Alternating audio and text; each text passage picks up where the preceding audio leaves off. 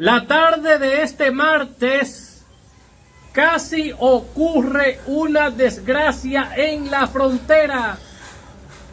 cuando ciudadanos haitianos penetraron a territorio dominicano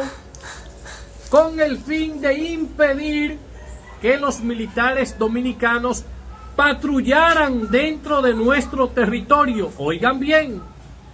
los militares dominicanos estaban patrullando dentro del territorio dominicano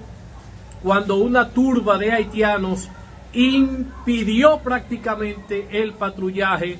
con manifestaciones, quema de neumáticos, lanzando piedras, armaron un desorden y por poco,